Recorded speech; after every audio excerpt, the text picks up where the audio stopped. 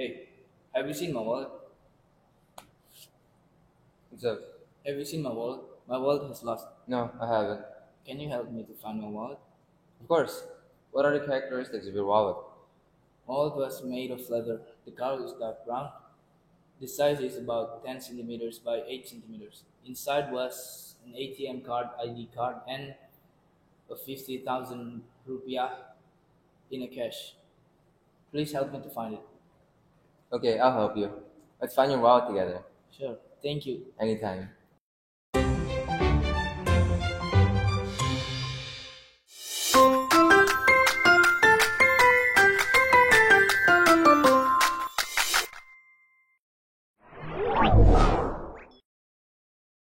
Assalamualaikum warahmatullahi wabarakatuh.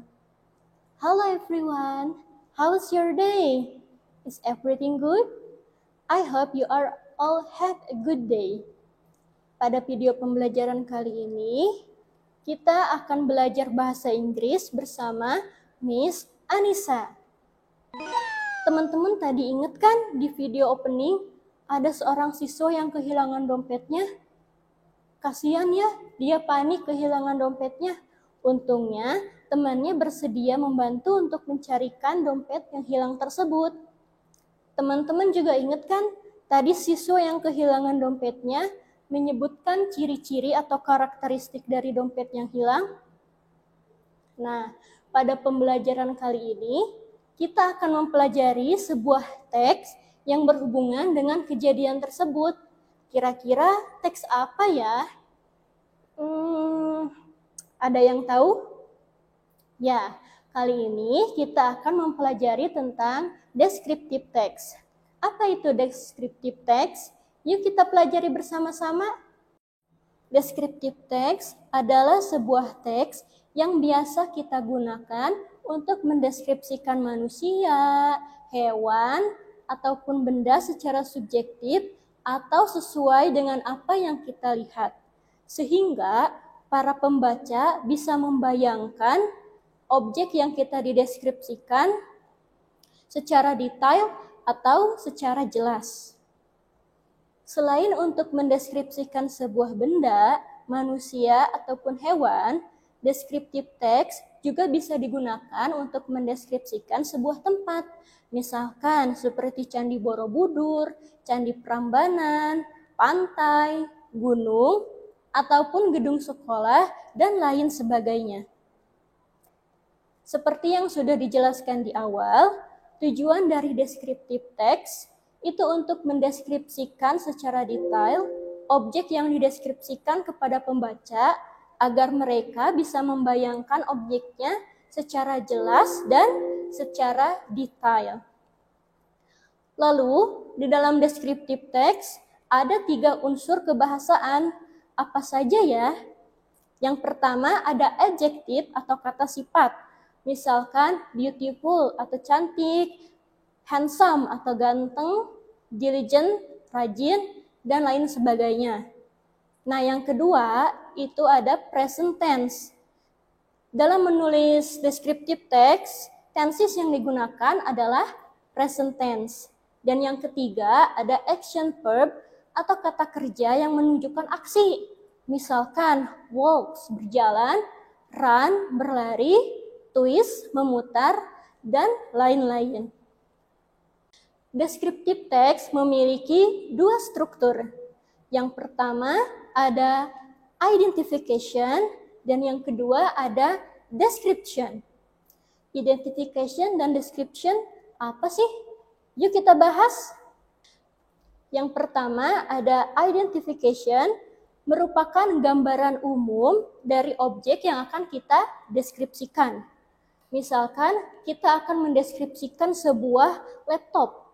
Nah, kita bisa menyediakan atau menyuguhkan definisi dari laptop itu sendiri atau fungsinya.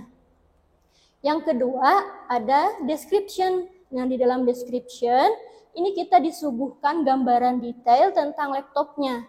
Dari beratnya, ukurannya, warnanya, atau mungkin besaran RAM-nya, dan lain sebagainya. Supaya lebih paham lagi, Miss punya contoh struktur descriptive text dalam bahasa Inggris. Ini dia contohnya, A mari kita landline lihat. phone is a communication device that uses cycle cables to connect users to the telecommunication network. Although mobile phones are widely used today, landline phones are still a choice in some homes and offices. A landline phone consists of a handset, a cable connecting the phone to the socket, and the phone unit itself.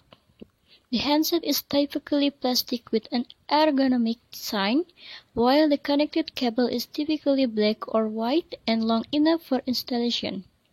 The phone unit has number buttons, volume control, and speakerphone, and some may have small screen for displaying phone numbers or other information. Nah, itu tadi adalah contoh dari descriptive text.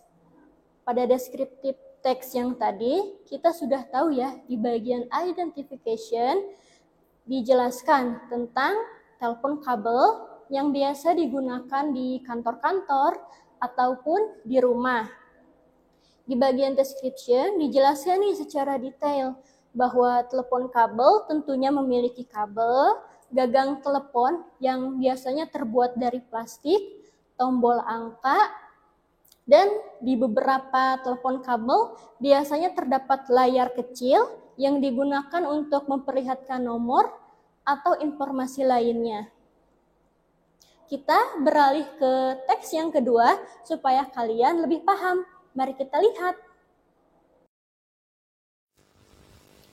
A router is a device that functions to connect several devices, such as computers, phones, and TV to the Internet network.